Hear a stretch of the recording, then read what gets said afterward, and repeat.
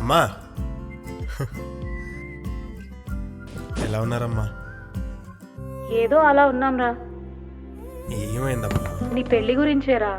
నీ పెళ్ళైతే అందరం హ్యాపీగా ఉంటాం. కనీసం మీ నాన్నగారు రిటైర్ అయ్యేలోపైనా పెళ్లి చేసుకోరా.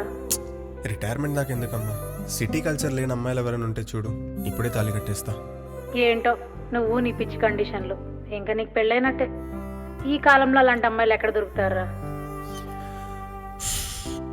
అమ్మా ఇప్పటికే నాన్న జాబ్ వల్ల, మనకున్న ప్రాబ్లమ్స్ వల్ల మీరు చోట నేను చోట. రిటైర్మెంట్ తర్వాత మీతో కలిసి ఉండాలనుకుంటున్నానమ్మా. ఈ సిటీ కల్చర్ అమ్మాయిని పెళ్లి చేసుకున్నా అనుకో, ముందు వేరు కాపురం అంటుంది, తర్వాత మీతో అసలు మాట్లాడొద్దు అంటుంది. నా వల్ల అవ్వదమ్మా.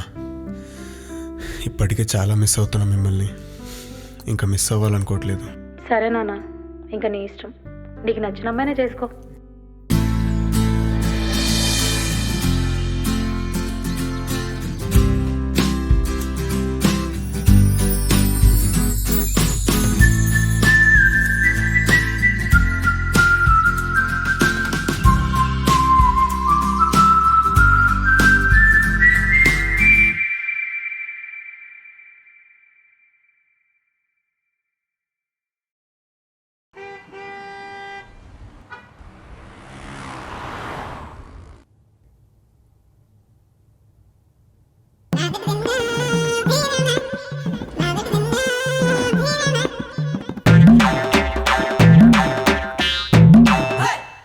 నమస్తే సార్.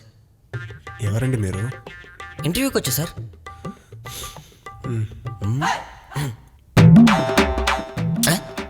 హలో, సర్టిఫికేట్స్ ఇవ్వండి.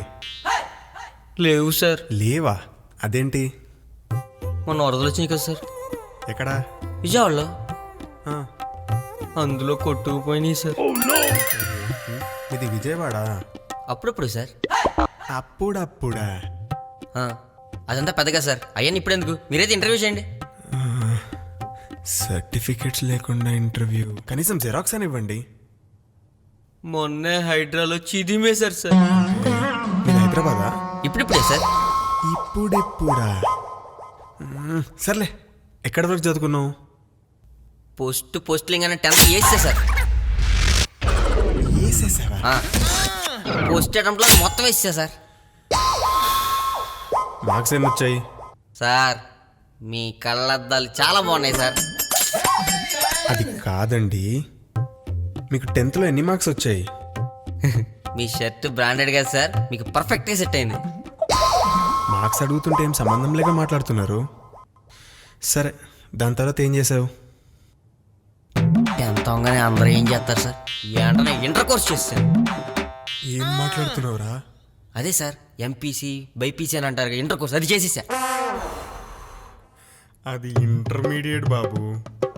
ఓహో, కొన్నిసార్లు అట్ట అంటారు, కొన్నిసార్లు ఎట్ట అంటారు సార్. ఏం చూసి జాబ్ ఇవ్వాలి సార్ మీకు నేను? సార్ అలా అనకండి సార్, మా అమ్మకి క్యాన్సర్ సార్ అని తెలియగానే మా నాన్నకి టీబీ వచ్చింది సార్. ఇప్పుడు మా చెల్లికి నేను పెళ్ళి ఎలా చేయాలి సార్? అది సరే కానీ, మీ అమ్మ క్యాన్సర్కి మీ నాన్న టీబీకి సంబంధం ఏంటయ్యా? అమ్మ క్యాన్సర్ తెలియగానే నాన్న బాధతో సిగరెట్లు తాగేసి టీబీ తెచ్చుకున్నాడు సార్. మరి మీ నాన్న టీబీకి మీ చెల్లి పెళ్ళికి సంబంధం ఏంటి? అది చెల్లి కట్టిన డబ్బులతోనే కదా సార్ నాన్న సిగరెట్లు తాగింది. ఆనందాన్ని ఎవరు కోరుకోరు? నేను ఏం చెప్పాలో నాకు అర్థం కావట్లేదండి. సార్ ప్లీజ్ సార్, ఏదో ఒకటి చేసి మీరే నాకు ఈ జాబ్ ఇప్పించాలి సార్. ప్లీజ్ సార్, దయచేసి కాదనకండి సార్, మీకు కాల్ పట్టుకుంటాను సార్. నా చేతిలోనే లేదండి. నా పైన ఓ బాస్ ఉంటారు, తను ఓకే చేస్తేనే మీకు జాబ్. నేను మా అంటే మీకు రెఫరెన్స్ పెడతాను.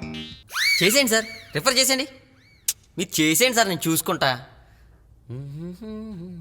ఓకేనా? కన్ఫర్మ్ అయిపోయింది సుబ్బు. అయినా మనకు కాకపోతే జాబ్ ఎవరికి ఇస్తారు చెప్పు. సర్లే, పని చూసుకో. ఏరు దాటేదాకా ఓడమల్లన్న, ఏరు దాటాక బోడి మల్లన్న.